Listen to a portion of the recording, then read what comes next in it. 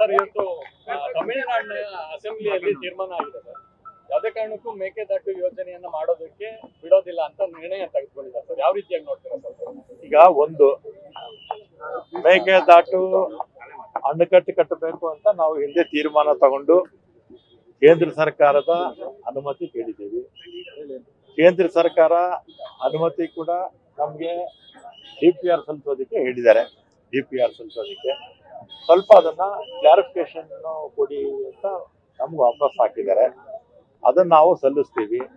ಇದೇ ಮೇಕೆದಾಟು ಮೇಲೆ ತಮಿಳುನಾಡವರು ಹಿಂದೆ ಮಿಸ್ಲೇನಿಯಸ್ ಕೇಸ್ ಹಾಕಿದ್ರು. 2025 ವಜಾ ಆಯಿತು ಸುಪ್ರೀಂ ಕೋರ್ಟ್ಗೆ. ಆಮೇಲೆ ಅದರ ಮೇಲೆ IA ಹಾಕಿದ್ರು. ಅದು 26 ವಜಾ ಆಯಿತು. ಎರಡೂ ಕಡೆ ಸುಪ್ರೀಂ ಕೋರ್ಟ್ನಲ್ಲಿ ಅವ್ರ ಪರ ಏನೂ ಆಗಲಿಲ್ಲ. ಮತ್ತೆ ಕೇಂದ್ರದಲ್ಲಿ ಪಾರ್ಲಿಮೆಂಟ್ ಅಲ್ಲಿ ಮೊನ್ನೆ ಲೋಕಸಭೆ ನಡೆಯುವಂತ ಸಂದರ್ಭದಲ್ಲಿ ಕೇಂದ್ರದ ರಾಜ್ಯ ಜಲಶಕ್ತಿ ಮಂತ್ರಿಗಳು ಅಕ್ಕಪಕ್ಕದ ರಾಜ್ಯಗಳಿಗೆ ಅಣೆಕಟ್ಟು ಕಟ್ಟೋದಕ್ಕೆ ಅವರ ಅನುಮತಿ ಬೇಕಾಗಿಲ್ಲ ಅಂತ ಬಹಳ ಸ್ಪಷ್ಟವಾಗಿ ಹೇಳಿದ್ದಾರೆ. ಅವರು ರಾಜಕೀಯ ಕಾರಣಗಳಿಗೋಸ್ಕರ ಅಲ್ಲಿ ನಿರ್ಣಯ ಮಾಡ್ಕೊಳ್ತಾರೆ. ಇದಕ್ಕೆ ಹಿಂದೆನೂ ಕೂಡ ಹಿಂದೆ ಅಸೆಂಬ್ಲಿನಲ್ಲಿ ಒಂದು 20 ದಿವಸಕ್ಕೆ ಮುಂಚೆ ಇರಬೇಕು, ಆಗ್ಲೂ ಕೂಡ ನಿರ್ಣಯ ಮಾಡ್ಕೊಂಡಿದ್ರು ಮೇಕೆದಾಟು ಅಣೆಕಟ್ಟು ಕಟ್ಟಬಾರ್ದು ಅಂತ. ಅವ್ರಿಗೂ ನಾವು ಕಟ್ಟುವಂತ ಅಣೆಕಟ್ಟು ನಿಲ್ಲಿಸುವಂತ ಅಧಿಕಾರ ತಮಿಳುನಾಡು ಇಲ್ಲ. ನಮ್ಗೆ ಅನುಮತಿ ಕೊಡ್ಬೇಕಾಗಿರ್ತಕ್ಕಂಥದ್ದು ಕೇಂದ್ರ ಸರ್ಕಾರ. ಕೇಂದ್ರ ಸರ್ಕಾರಕ್ಕೆ ನಾವು DPR 15ನೇ ತಾರೀಕು ಒಳಗಡೆ ನಾವು ಸಲ್ಲಿಸ್ತೀವಿ. ಅದು ವಾದ ಏನಿತ್ತು ಅದನ್ನ ವಜಾ ಮಾಡಿದ್ದಾರೆ. ನಾವು ಕಟ್ಟೋದು ಸರ್, ಒಂದ್ ವೇಳೆ ಇಲ್ಲಿ ಕೂಡ ವಿಧಾನಸಭೆ ಅಧಿವೇಶನ ನಡೀತಾ ಇದೆ, ಇಲ್ಲಿ ಯಾವ ರೀತಿಯ ನಿರ್ಣಯ ತೆಗೆದುಕೊಳ್ತಾರೆ ಸರ್? ನೋಡೋಣ. ಈಗ ಅಸೆಂಬ್ಲಿ ಇದೆಯಲ್ಲ, ಈಗ 13ನೇ ತಾರೀಕಿಂದ ಮುಖ್ಯಮಂತ್ರಿ ಜೊತೆ ಚರ್ಚೆ ಮಾಡಿ ಆಮೇಲೆ ರಾಜ್ಯಕ್ಕೆ ಸಂಬಂಧಪಟ್ಟ ಹಾಗೆ ನೆಲ, ಜಲ, ಭಾಷೆ ಬಗ್ಗೆ ನಮ್ಮ ರಾಜ್ಯದ ಎಲ್ಲ ಮುಖಂಡರು ಕೂಡ ಎಲ್ಲಾ ಸಂದರ್ಭದಲ್ಲಿ ಯಾವುದೇ ಸರ್ಕಾರಗಳ ಅಧಿಕಾರ ಇದ್ದಾಗ ಎಲ್ಲರೂ ಸಹಕಾರ ಕೊಟ್ಟಿದ್ದಾರೆ.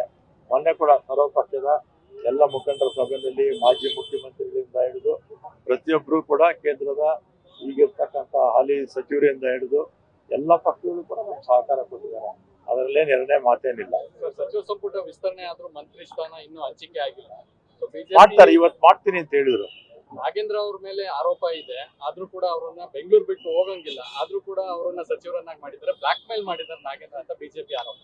ಬಿಜೆಪಿ ಅವ್ರ ಮಾತಿಗೇನು ಹುರುಳಿಲ್ಲ. ಬಂಗಾರಪೇಟೆ ನಾರಾಯಣ ಸ್ವಾಮಿ ಕೂಡ ಅದೇ ರೀತಿಯಾಗಿ ಮಾತಾಡಿದ್ದಾರೆ ಸರ್ ಆ ವಿಚಾರವಾಗಿ. ಬಿಜೆಪಿ ಅವ್ರ ಮಾತಿಗೆ ಹೆಚ್ಚು ನೀವು ಒತ್ತು ಕೊಡೋಕೆ ಹೋಗ್ಬೇಕು. ಅವರ ಕಡೆಯಿಂದಾಗ ಗೃಹ ಮಂತ್ರಿಗಳು ಗಡಿಪಾರಾಗಿದ್ರು, ಅದನ್ನೆಲ್ಲ ಮರೆತುಬಿಟ್ಟಿದ್ದಾರೆ. ತಮ್ಮದೇ ಪಕ್ಷದ ಮಾಜಿ ಸಚಿವರು RB ತಿಮ್ಮಾಪುರ ಆಡಿಯೋ ಕೂಡ ಲೀಕ್ ಆಗಿದೆ. ಅದರಲ್ಲಿ ಅವರು ಕೂಡ ಹೇಳಿದ್ದಾರೆ ನಾಗೇಂದ್ರ ಕೊಟ್ಟಿದ್ದಾರೆ ಅಂತಂದ್ರೆ ನಾವು ಈ ಪಕ್ಷದಲ್ಲಿ ಉಳಿಬೇಕಾ, ಈ ತರದೆಲ್ಲ ಚರ್ಚೆಗಳಾಗಿದೆ. ಈಗ ಆಡಿಯೋಗಳು ನಿಜಾನೋ ಅಲ್ಲೋ ಯಾರು ಗೊತ್ತು. ಅವರೇ ಖುದ್ದಾಗಿ ಮಾತಾಡಿದ್ರೆ ಮಾತಾಡಿದಾಗ ಅಷ್ಟೇ. ಆಡಿಯೋಗಳು ಅದನ್ನೆಲ್ಲ ನಾವು ಸಾಕ್ಷಿಯಾಗಿ ಪರಿಗಣಿಸೋದಕ್ಕೆ ಆಗಲ್ಲ. ಸರ್, ಈಗ ಅರ್ಚಕರ ಸಂಘ ತಮ್ಮ ಮೇಲೆ ಪ್ರೀತಿಯಿಂದ ಮುದ್ರಾಯಿ ಖಾತೆ ವಹಿಸ್ಕೊಳ್ಳಿ ಅಂತ ಸಲಹೆ ಕೊಟ್ಟಿದ್ದಾರೆ. ಅರ್ಚಕರಿಗೆ ಈಗ ಒಂದು ಅರ್ಚಕರು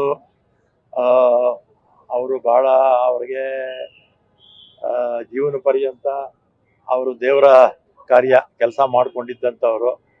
ಅವ್ರಿಗೆ ಬಹಳ ವರ್ಷಗಳ ಕಾಲ ಹೆಚ್ಚು ಯಾವ ಸರ್ಕಾರಗಳು ಒತ್ತು ಕೊಟ್ಟಿರಲಿಲ್ಲ. ನಾನು ಬಂದ್ಮೇಲೆ ಸ್ವಲ್ಪ ಅವ್ರಿಗೆ ಒತ್ತು ಕೊಟ್ಟೆ, ಅವ್ರಿಗೆ ಅನುಕೂಲ ಮಾಡಿಕೊಡೋದಕ್ಕೆ ಪ್ರಯತ್ನ ಮಾಡಿದೆ. ಅದಕ್ಕೆ ಅವರು ಪ್ರೀತಿಯಿಂದ ಆ ರೀತಿ ಹೇಳಿದ್ದಾರೆ. ನಿಮಗೆ ನಿರೀಕ್ಷೆ ಇದೆ ಸರ್ ಅಥವಾ ನನಗೆ ಗೊತ್ತಿಲ್ಲ, ಇಲ್ಲ ಅದ್ರ ಬಗ್ಗೆ ನಾನು ಮಾತಾಡೋದಕ್ಕೆ ಹೋಗಿಲ್ಲ. ನಾವು ಏನೋ ಅಲ್ಪ ಸ್ವಲ್ಪ ಪ್ರಮಾಣದಲ್ಲಿ ಸಹಾಯ ಮಾಡಿದ್ರಿ ಅಂತ ಅವ್ರು ನೆನೆಸ್ಕೊಂಡು ಇವತ್ತು ಈ ಕಾರ್ಯಕ್ರಮ ಮಾಡಿದ್ದಾರೆ. ಈ ಕಾರ್ಯಕ್ರಮದಲ್ಲಿ ಮುಖ್ಯಮಂತ್ರಿ ಇದ್ರು ಅಂತ ಬೇಡಿಕೆ ಇಟ್ಟಿದ್ದಾರೆ. ಈ ಬಿಡದಿಗೆ ಸಂಬಂಧಪಟ್ಟಂತೆ ಟೌನ್ಶಿಪ್ ಸಂಬಂಧಪಟ್ಟಂತೆ ಸಮಿತಿ ರಚನೆ ಮಾಡಬೇಕು ಅಂತ CM ಮುಂದಾಗಿದ್ರು. ಸೊ ಎಲ್ಲಿಗೆ ಬಂದಿದೆ ಸರ್? ಸಮಿತಿ ಏನಾದ್ರು ರಚನೆ ಆಗುತ್ತಾ? ತಿಳ್ಕೊಂಡು ನ್ಯೂಸ್ ಫಸ್ಟ್ ನಿರ್ಭೀತಿಯಿಂದ ನಿಮ್ಮ ಪರವಾಗಿ.